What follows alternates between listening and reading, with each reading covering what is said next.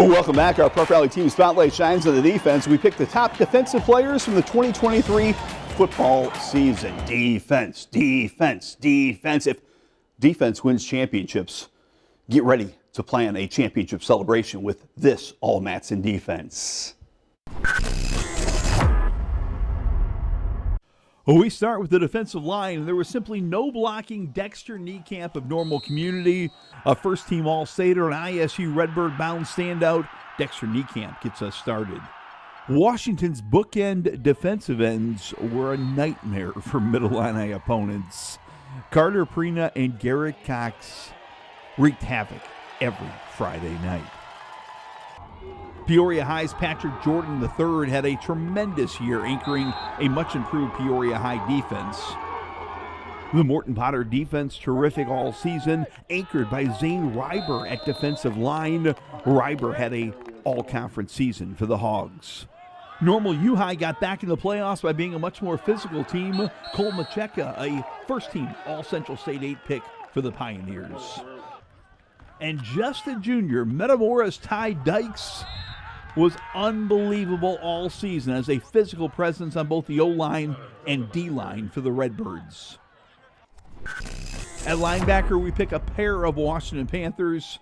Eli Pappas and Jace Harlan were both senior captains. They were both leaders in tackles for losses. Just great players, Pappas and Harlan. We picked two from Normal Community, where Cooper Caraway and Brady Augustine made big play after big play all year for the Ironmen. Terrific multi-year starters, Caraway and Augustine of Normal Community. Morton's Brett Michael could have been all Matson at running back, at D-back. We pick him at linebacker. What a senior year he had. Peoria High's Gary Rutherford is getting big power conference interest. He's got some big college offers. He had a phenomenal high school career for the Peoria High Lions. Tri-Valley's Jacob Bischoff, simply one of the best Vikings ever, and that's saying something. A 3-year standout, led his team to state a year ago, a 9-0 regular season this year. And Bloomington Central Catholic had the best defense in the conference. Eli Roguki, the guy who led the team in tackles and led the Saints every Friday night. At defensive back, they don't make him much tougher than Tice Albritton. He finished the year playing with 6 pins in his hand, but leading DMAC to the playoffs. Peoria Notre Dame's Jack Hanley was a standout at running back and D-back for the Peoria Notre Dame playoff Irish. Blake Potts of Normal Community made big plays all year for the Ironman defensive backfield. Dunlap's Gabe Munoz was one of the smaller players on the field, but one of the most physical and speedy players as a wide receiver and D-back for the Eagles. We picked several athletes for the team. We'll start with Leroy quarterback Bo Zalesnik, a quarterback and defensive back, a winner for Leroy. Cameron Schumacher made plays at linebacker and quarterback for El Paso Gridley. He earns a spot in the team. Corbin Worley of Canton was a little giant who played like a giant every Friday night. Just a sophomore, Max Sutter of Dunlap lived up to the hype. He looks like a big-time college prospect as a linebacker quarterback. Olympia's senior class had a memorable cast couple years, getting to the Elite Eight each year. Chase Litweiler, an all-stater for the Olympia Spartans. Sincere Brown was catching touchdowns and swiping passes as a D-back for the Normal West Wildcats.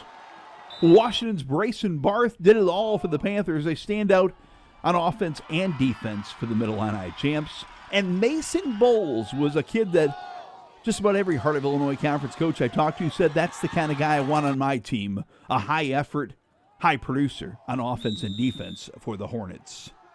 Congrats to all our Prep Rally standouts on our all-area team. Next week, we announce the Prep Rally Football Players of the Year, Big School and Small School. Here are the finalists. We'll start with a Big School finalist from Washington, Caden McQuarrie.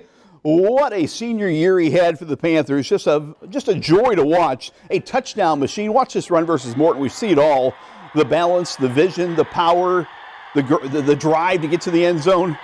Caden McQuarrie, our first Big School finalist. Finalist number 2 is Dexter Niekamp of Normal Community, an absolute game changer on defense.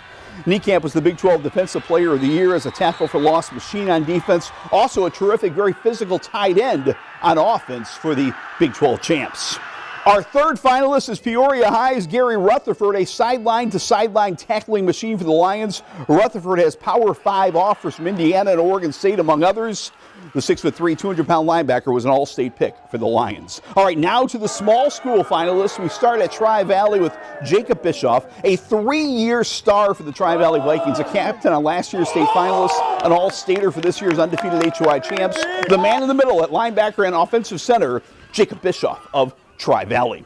The Olympia Spartans senior class put Spartans football back on the map with back-to-back runs to the Elite Eight in the playoffs. Linebacker and wide receiver Chase Litweiler was the 6'4", 200-pound star at middle linebacker and at wide receiver, a physical athlete who had a knack for big plays. Litweiler also an All-Stater and a Player of the Year finalist. Our third finalist for Small School Player of the Year, Bloomington Central Catholic quarterback Colin Hayes.